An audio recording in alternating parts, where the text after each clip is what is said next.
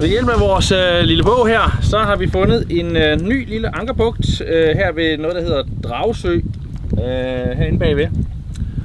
Og det ligger sådan lige mellem Rønneby og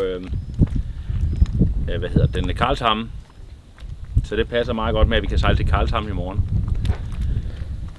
Når vi ankommer, så har vi lige nogle ting, vi skal have klaret. Vi skulle have gummibåden i vandet, vi skulle have ankerkuglen op, vi skal have ankersejlet op, for der er lidt vind her inde. Og så skal vi bare generelt kontrollere ankerholder. Men ankeret har vist sig at have fantastiske holdeegenskaber heroppe i skærgården. Vi har 15 kilo Rockna, og så smider jeg 20 meter kæde ud. Hvilket er virkelig meget her på, 3 meter vand. Og så pludselig vi har den her snubber til at aflaste, så det er ikke noget problem. Vi har ret god svejeplads hele vejen rundt. Sådan som jeg har læst det i dag, så skulle vinden vist binde lidt rundt omkring. Så. Men det kan man aldrig rigtig vide, fordi uanset hvad du kigger i vejrudsigten i forhold til vinden, jamen så er der lokale forhold, der gør sig gældende, ikke? Og vinden den kan accelerere rundt omkring små øer, og den kan have nogle, det ved man altså ikke. Der bliver man nødt til lige at selv at kigge på, hvad der sker. Men her føler jeg mig ret sikker. Vi har enormt meget plads. Det er ikke så tit, det sker.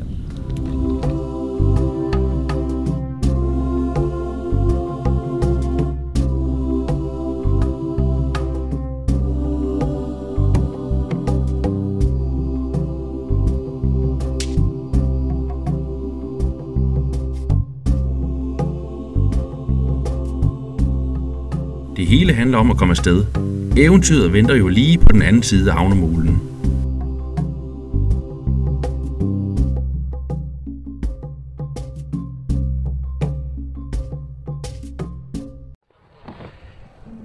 Klaas og jeg er lige på vej ind til øen her for at rekognoscere. Måske er der mulighed for bål i aften. Det skal vi lige ind og kigge på. Desværre har vi lige bag ved os en ret stor regnbyge, tror vi. Det kan godt ødelægge det lidt. Men nu tager vi i hvert fald ind og kigger.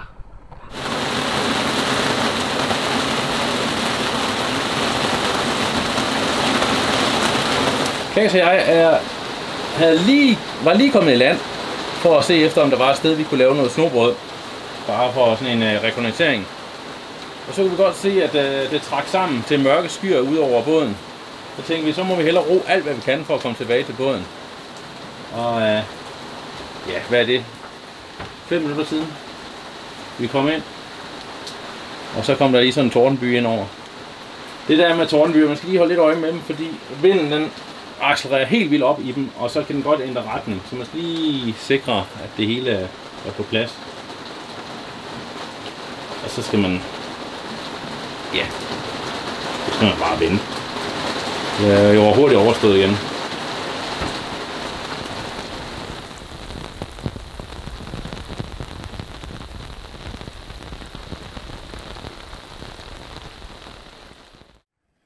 Klaas og jeg er ude at kigge på nummer 2 sted, hvor vi kunne tænke os at lave det her snobrød. Der har lige været den her tordenbyge, så nu er alting lidt vådt, og vi håber på, at vejret det bliver bedre i løbet af aftenen. Ellers kan det ikke lade sig gøre. Men vi har fundet et sted, hvor det godt kunne virke. Nu har vi kravlet op på bjerg. Ja, bjerg. Ja. Jo, det er en lille bjerg. Bare lige for at se ud over den her virkelig smukke skærgård. Så hvis man kommer sådan lige øst for Karlshamn, så er det faktisk, så bliver det rigtig skærgård.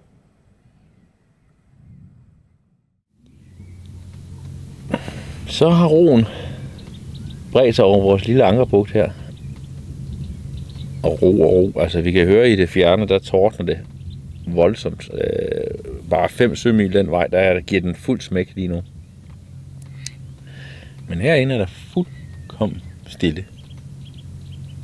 Det eneste vi kan høre, det er fuglene. Klaas og jeg har været ude og kigge efter et sted, hvor vi kunne have bål. Og vi fandt faktisk et rigtig lækkert sted. Men alting det er så drivhamrende vådt på grund af det her regn, vi har haft de sidste 24 timer. At jeg tror simpelthen ikke, det ville kunne lade sig gøre at få tændt noget. Men der er nogle gode bålpladser her rundt om. Resten af stederne, altså man vil ikke rigtig kunne gå ind i skoven her, fordi det er rigtig svensk, det er fuldstændig groet til. Jo, du vil nok godt kunne gå ind, men du vil også hurtigt kunne fare vild. Vi havde jo sejlet. Jeg havde med vilje planlagt, at vi skulle sejle ind i den her bugt, som er ret stor. Fordi umiddelbart sådan på vejrudsigten, som jeg kunne se, så vil vinden dreje. Ja, den vil stå i alle mulige hjørner. Og det kræver altså ret god svejeplads. Det vil sige, det kræver jo 20 meter hele vejen rundt om der, hvor vi ligger. Og lige nu der har vi vendt 180 i forhold til, da vi kom ind. Altså 180 grader. Og vi ved simpelthen ikke, hvor vinden den kan komme fra. Hvor det nu skal være. Der er anker. Da Tordenbyen var her, derfor fik vi vind. Og den gav virkelig noget. Der fik Orkland rigtig lov til at hugge. Men det er ikke noget problem. Vi har masser af svejeplads herinde, og det er ret betryggende, når man ved, at vinden kan komme rundt fra alle mulige retninger. Der er nogle steder, man kan gå til klippe. Faktisk lige derovre bag ved os, der vil vi godt kunne sejle ind direkte til en klippe. Men det kræver også, at du skal kunne stole på det ankergrej, du har agterud. Eller du ved 100% vindretning. Og vi stoler ikke på nogen af delene. Jeg stoler ikke ret meget på det ankergrej, vi har agterude. Og jeg stoler ikke på vindretningen. Så hvis jeg ved, at vinden den bliver ved med at komme fra snuden af, så er det jo ikke noget problem. Eller hvis jeg ved, at vinden forbliver svag, så er det ikke noget problem. Men med det, der er i gang heroppe i luften, så har man ingen anelse om, hvordan vinden vil være. Nu er vinden vendt igen. Det her, det er det første sted indeskærs, vi kan se algerne. De ligger i et tykt lag inde i bugten her. Og vi kan se faktisk, at de små fisk, de ligger døde i overfladen mange steder.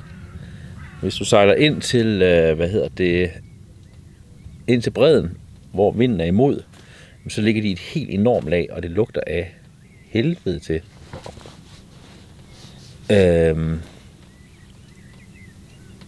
Og det er ulempen ved, at det er varmt. Det er den her algeopvækst. Men det er som sagt det første sted indeskærs, vi har problemer med det. Det er i hvert fald ikke i dag, man skal ud og bade. Når vi er ude og sejle i gummibåden, så kan man simpelthen ikke undgå på en eller anden måde at få kontakt med vandet. Så skal man lige huske at vaske fingrene, når man kommer ind. Og så vaske sig, fødder sådan noget med sæbe og sådan noget. Så skal det nok gå.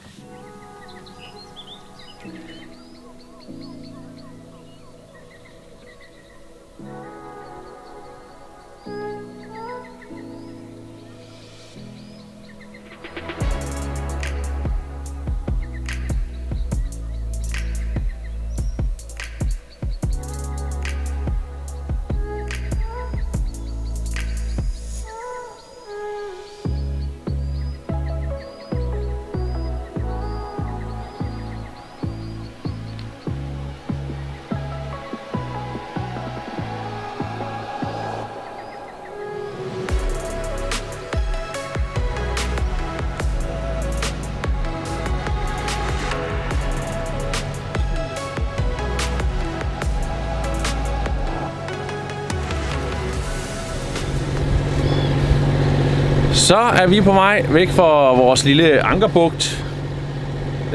Klokken den er lidt over 7. Og det var helt stille i nat. Så det var virkelig smukt derinde.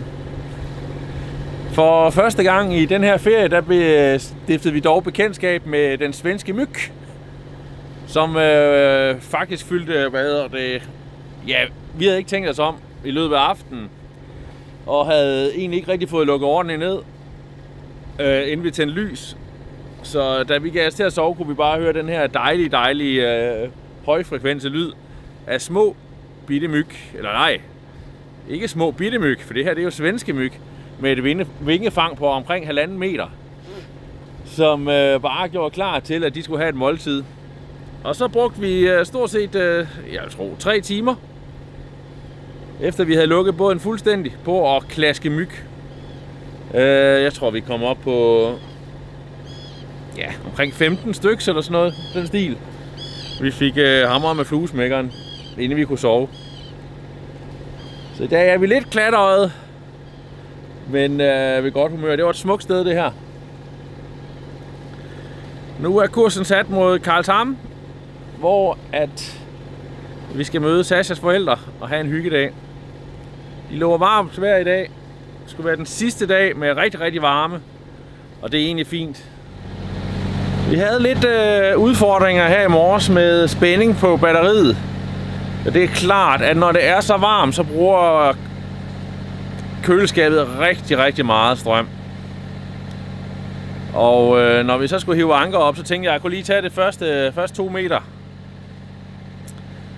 inden vi startede motoren. Men den gik ikke. Der var simpelthen ikke nok spænding på batteriet. Så vi skulle lige have dieselmotoren i gang, og så lige sat nogle omdrejninger på, før vi fik spænding nok. Jeg tænker også, at det her batteri, vi har, det er ved at være det er i hvert fald 5 år gammel, ikke?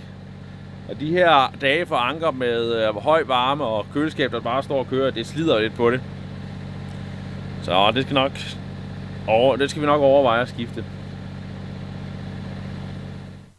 Vi sejler den korte tur til Karlshamn, hvor vi lægger os i Vegga Fiskerihavn, som ligger lidt uden for byen. Der er ikke meget fiskeri tilbage, men der er en gæstehavn, bådudstyrsbutik, røgeri, restauranter og andre butikker. Alt i alt et super hyggeligt sted. Hvis man skal til Karlshamn, er dette helt klart den havn, jeg vil anbefale, frem for at sejle ind i byhavnen. Vi ligger 2 dage i havnen, hvor vi får besøgt Sashas forældre, der har et hus ikke langt fra byen, og så får vi provianteret igen. I næste afsnit af På tur med Klan besøger vi den hyggeligste lille ø, og så var der jo lige det med det batteri.